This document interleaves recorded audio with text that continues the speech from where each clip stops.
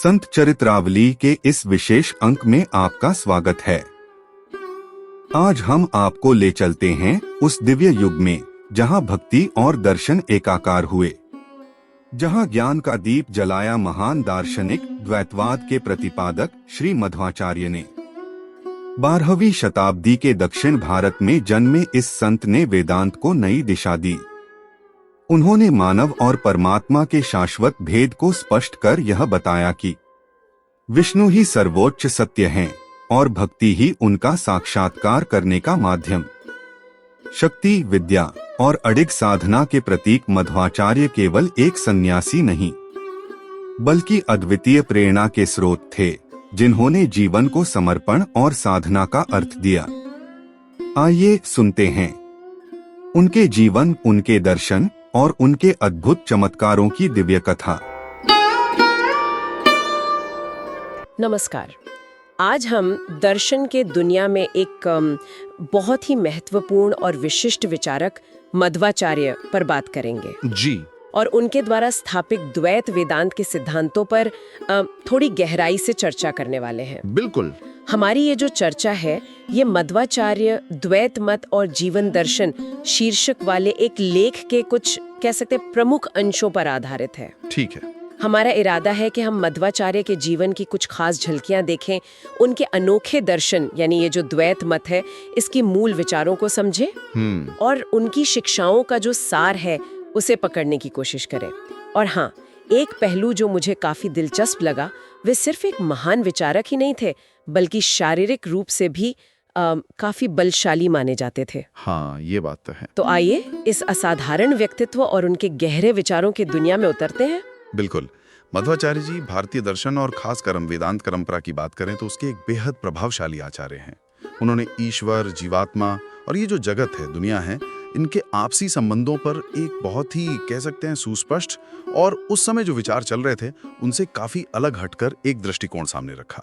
अच्छा। इसी को हम द्वैत यानी भेद या अंतर का सिद्धांत कहते हैं। ये समझना जरूरी है कि ये विचार उस समय के जो दूसरे प्रमुख मत थे, जैसे शंकराचार्य जी का अद्वैत वेदांत, हाँ अद्वैत, हाँ, जहाँ अंतिम सत्य को एक माना जाता है, अभेद माना जाता है, उससे ये मौलिक रूप से फंडामेंटली कैसे अलग था। मध्वाचार्य ने इसी भेद या भिन्नता को ही सृष्टि का परम यथार्थ बताया।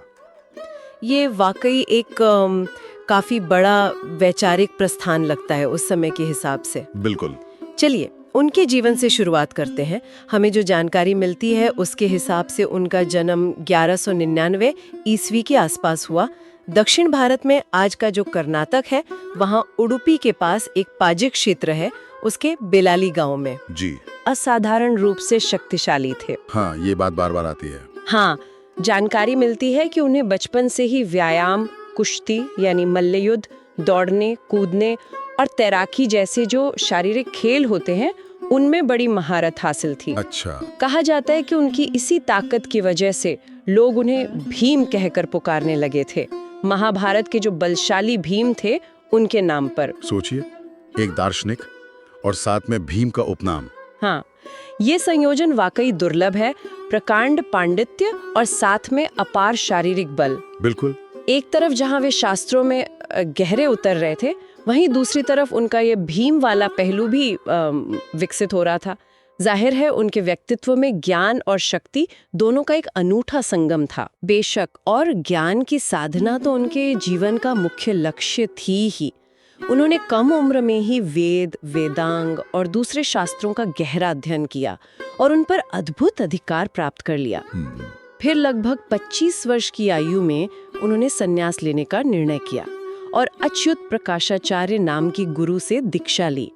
संन्यास ग्रहण करने पर उन्हें एक नया नाम मिला, पूर्ण प्रज्ञ। पूर्ण प्रज्ञ यानी पूर्ण ज्ञान से युक्त। हाँ, बिल्कुल। और उनके गुरु अच्युत प्रकाशाचार्य ने भी बहुत जल्द ही अपने इस युवा शिष्य की जो असाधारण प्रतिभा थी और शास्त्रों की गहरी समझ थी, उसको पहचान लिया। अच्छा। तो पूर्ण प्रज्ञ की योग्यता से प्रभावित होकर उन्होंने उन्हें अपने मठ का प्रमुख यानी अधीश्वर नियुक्त कर दिया और इस पद पर आने के बाद ही वे आनंद तीर्थ के नाम से विख्यात हुए। ओहो, तो पूर्ण प्रज्ञ से आनंद तीर्थ। जी। यहीं से उनके जीवन का वो अध्याय शुरू हुआ जहां वे एक स्वतंत्र दार्शनिक और एक धर्मगुरु के रूप में उभरे। पूर्ण प्रज्ञा से आनंद तीर्थ तक का ये सफर उनकी बढ़ती प्रतिष्ठा और जिम्मेदारी को दिखाता है ना? बिल्कुल। इसके बाद उन्होंने क्या किया? मठ प्रमुख बनने के बाद आनंद तीर्थ ने अपने जो विशिष्ट दार्शनिक विचार थे यानी द्वैत मत, उनको लोगों तक पहुंचाने का बीड़ा उठाया। अच्छा। इसके लिए उन्होंने पूरे भारत की लंबी यात्राएं की, दक्षिण से लेकर उत्तर तक। इन यात्राओं के दौरान उन्होंने अनेक विद्वानों से शास्त्रार्थ किए, अपने मत का प्रतिपादन किया, उसे समझाया और कई लोगों को अपने विचारों से सहमत करके अपना अनुयायी भी बनाया।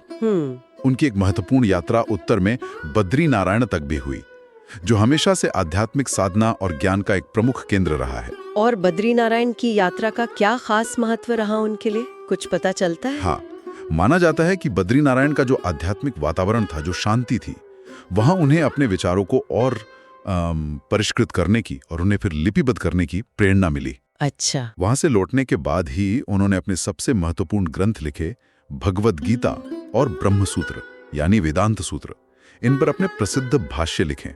भाष्य यानी टीकाएं या व्याख्याएं? जी, विस्तृत टीकाएं।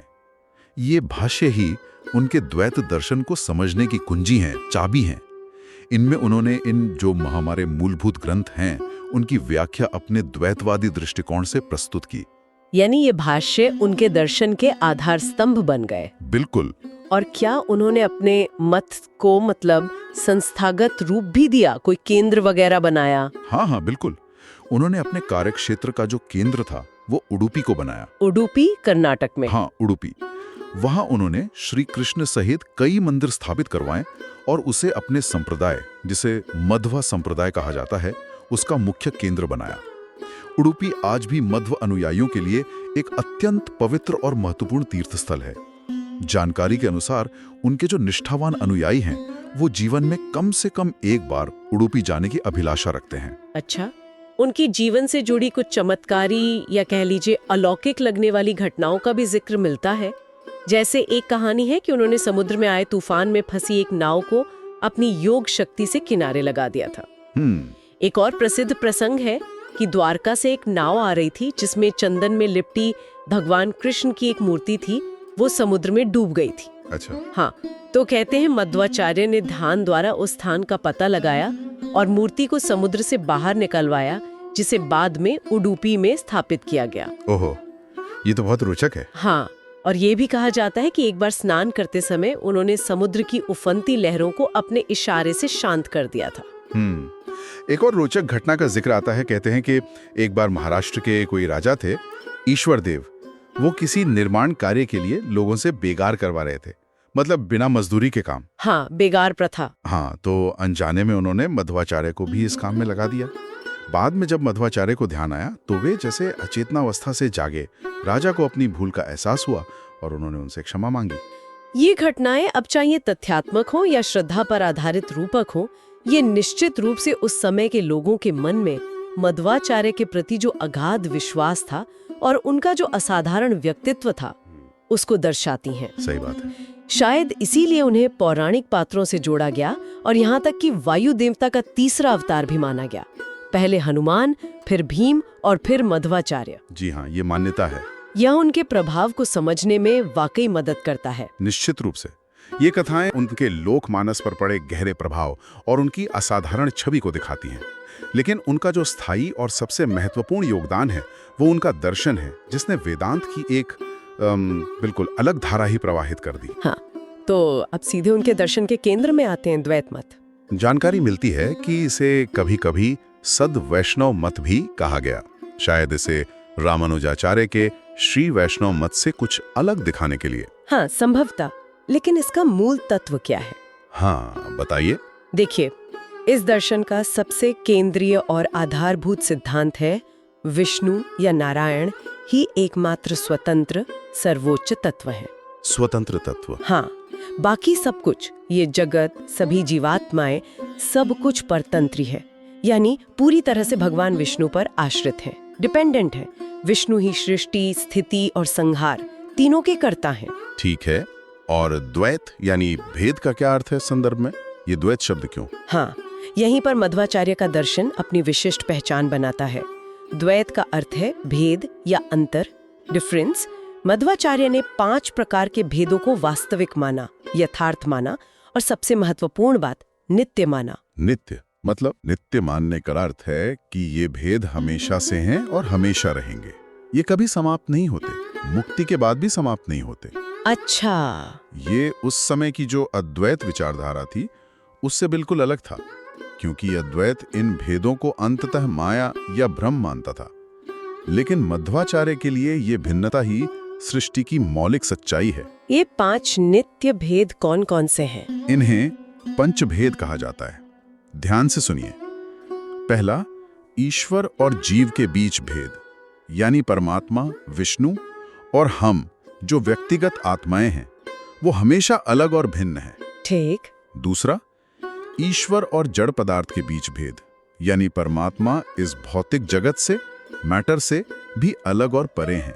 ओके। तीसरा, एक जीव और दूसरे जीव के बीच भेद, यानी हर आत्मा अपने आप में यूनिक है, अद्वितीय है और दूसरी आत्माओं से भिन्न है। चौथा, जीव और जड़ पदार्थ के बीच भेद, यानी आत्माएं भौतिक पदार्थों से, मैटर से मौलिक रूप से भिन्न है। हाँ, ये तो है। और पांचवा, एक जड़ पदार्थ और दूसरे जड़ पदार्थ के बीच भेद, यानी भौतिक जगत की वस्तुएं भी एक दूसरे से भिन्न हैं, जैसे एक घड़ा दूसरे घड़े से अलग है। अच्छा। तो इन पंच भेदों को सत्य और नित्य मानने का गहरा दार्शनिक महत्व है।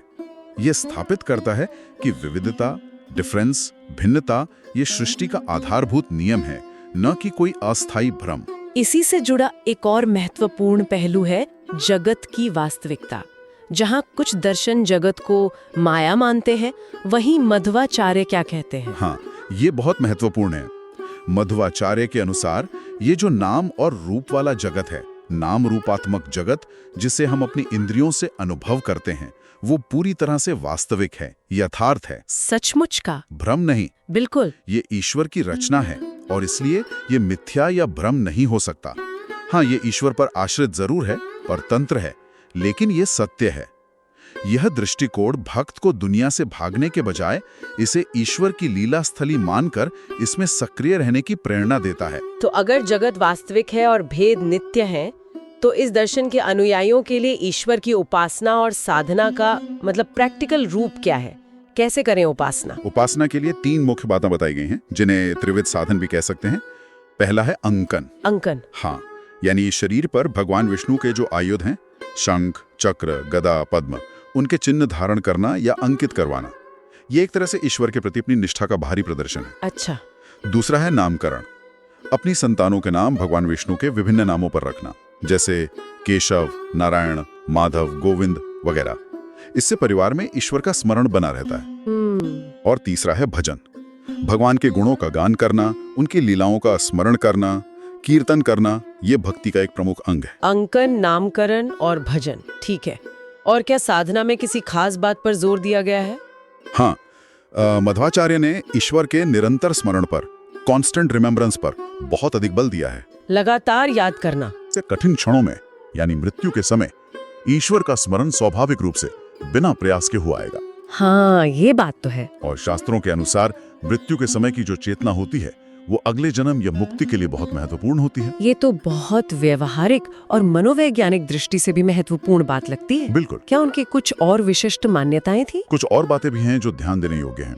जैसे उनका मानना था कि भगवान जब अवतार लेते हैं तो उनका शरीर हमारी तरह भौतिक तत्वों का प्राकृत बना नहीं होता। अच्छा, तो कैसा होता है? बल्कि दिव्य और चिन्मय होता है, स्पिरिचुअल होता है।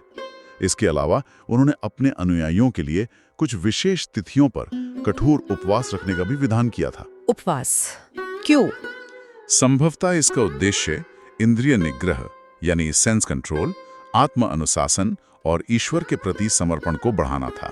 ठीक है, हमने उनके जीवन, उनके दर्शन के मूल तत्व, पंचभेद, जगत की वास्तविकता और उपासना के तरीकों को समझा।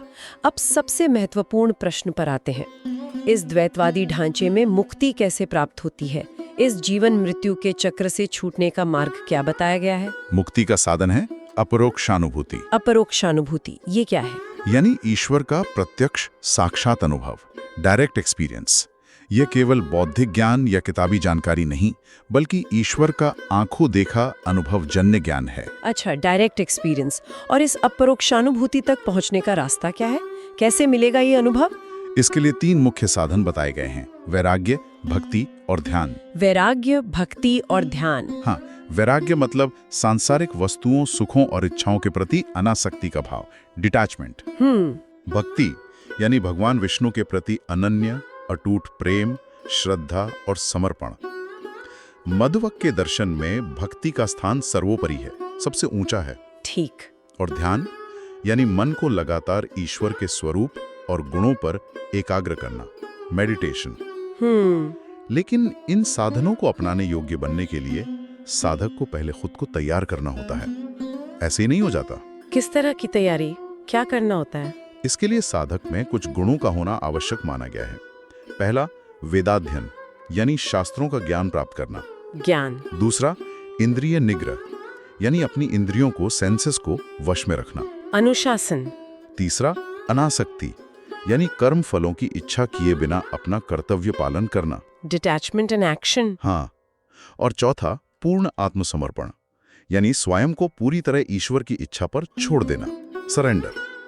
तो आप देख सकती हैं, यह केवल इमोशनल भक्ति का मार्ग नहीं है, बल्कि इसमें ज्ञान, कर्म, अनुशासन और गहरे समर्पण का समन्वय है। यानी ये एक समग्र साधना मार्ग है, जिसके लिए व्यक्ति को खुद पर बहुत काम करना होता है।